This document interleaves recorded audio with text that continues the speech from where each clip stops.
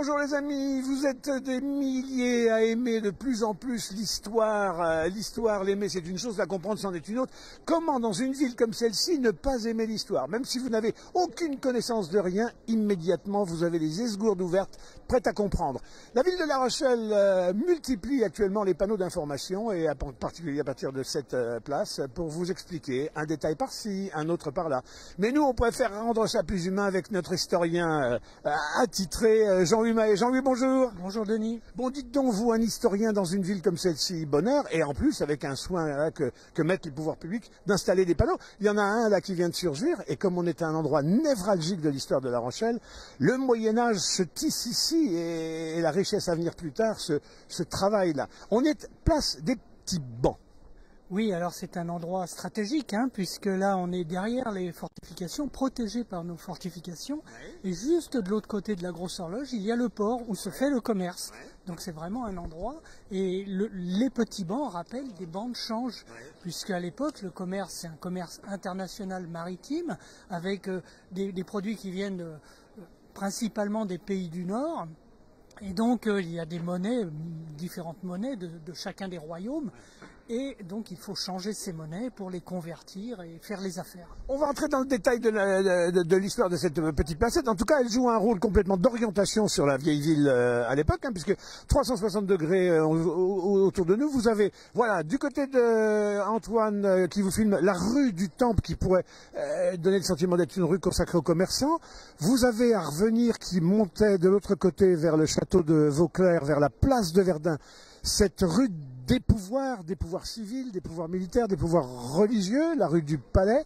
Et puis vous aviez celle-ci qui longeait la fortification et puis qui allait mourir dans le Marais, qu'on appelle la rue Chef de File. Que des axes d'importance, Templiers, Palais, Chef de Ville, et puis la Grosse Horloge. Voilà, exactement, comme je disais, donc la rue du Temple rappelle la présence des Templiers qui étaient là dès le milieu du XIIe siècle, dès l'origine de la ville.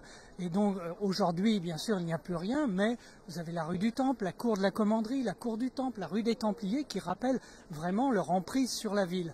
Après, évidemment, la rue du Palais qui se prolonge par la rue Chaudrier et même la rue Albert Ier. Droit devant nous, là. Qui traverse la ville du sud au nord et là qui concentre tous les pouvoirs, sauf le pouvoir municipal qui reste un petit peu à l'écart, mais qui est l'hôtel de ville, voilà exactement. Et là, vous avez tous les pouvoirs sur cette... Alors tous les pouvoirs, c'est quoi? Il y a le tribunal déjà, on rend la justice ici. Alors, le premier, c'est la chambre de commerce. Oui, là, toujours en lien avec le port, au plus près du port. Mais après, il y a le tribunal, après, il y a la cathédrale.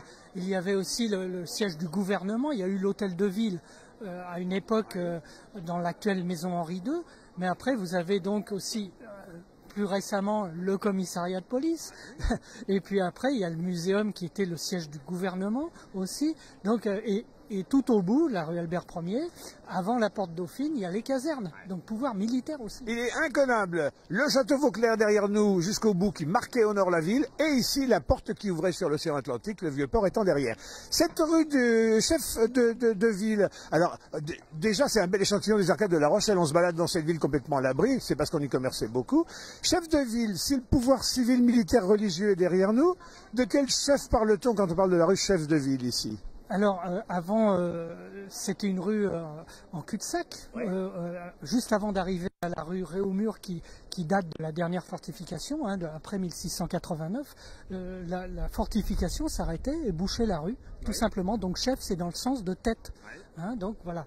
Et la partie qui est juste à côté de nous, là, ici, entre donc cette place et la rue Verdière, avant la création de la Chambre de commerce, en 1719, on tendait des chaînes et les négociants faisaient leurs affaires, traitaient les contrats, enfin tout le business se faisait ici.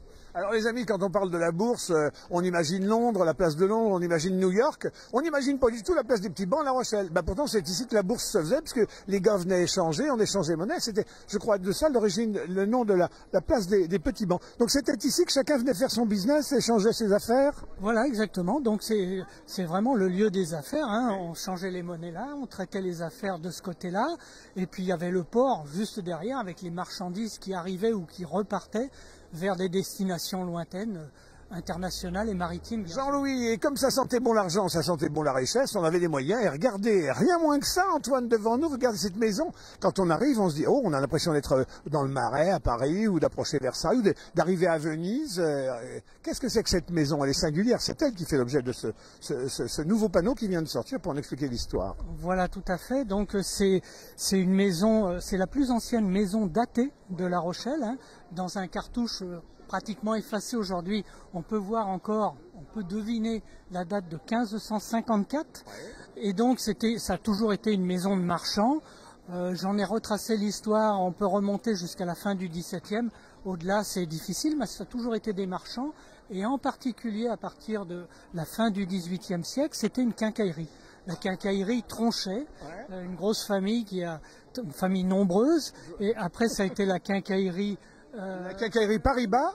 Après, la banque est arrivée seulement pendant la Seconde Guerre mondiale. Ouais. Mais avant, c'était une quincaillerie Pillot aussi, ouais. Pillot ou Pillot, je ne sais pas.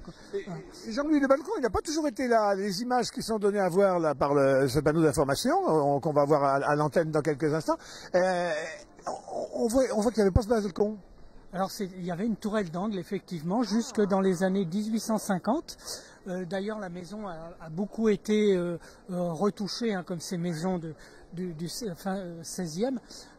Donc il y avait effectivement un cul de lampe comme on peut voir. Alors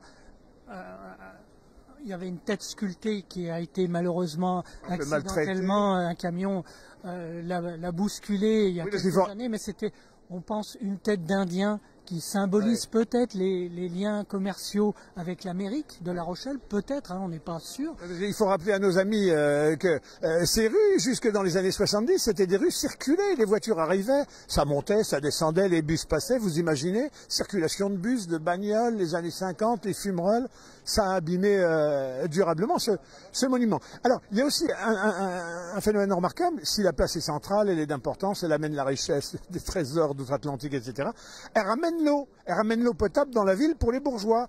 Et donc à la place de la statue Fromentin, en dessous, c'était une des fontaines de La Rochelle, importante. Voilà, c'est ça, c'était la plus éloignée des sources de la Font, hein, comme on a déjà fait un reportage. C'était la fontaine des Petits Bancs qui a été détruite en 1869, après la mise en service du château d'eau qui est rue Émile Paul. Et donc... jusqu'en 1869, il y avait une fontaine ici, une fontaine dans le style de celle de la rue du Pilori. Chacun venait chercher son eau à la fontaine avec son seau Il y avait une pompe, il y avait une pompe, donc les gens venaient effectivement chercher... Gratos ou on payait? Je pense il y avait une redevance, à moins que ça soit gratuit, j'avoue que je ne sais pas. Voilà, et puis après, il y a eu la statue de Fromentin en 1905. Depuis 1905, Fromentin, avec son fantasia de fantaisie, trône sur cette place. Elle continue d'être un lieu de convergence, hein, on le voit bien dans la structure de la ville ancienne. On ne peut pas ne pas passer sur la place des Petits Bancs, c'est vraiment un carrefour. Ah, c'est toujours la liaison avec le port, hein. Maintenant il y a d'autres rues bien sûr, mais c'est toujours un axe très très important et très fréquenté par les piétons, voilà. Voilà, les amis qui nous regardaient, si vous voulez vous rendre à Paris, c'est par là. Si vous voulez au contraire aller affronter le grand large, les grands horizons, eh ben c'est par là. Vous passez sous la Grosse Horloge, direction le Vieux-Port, vous montez le Chenal, à vous l'Amérique.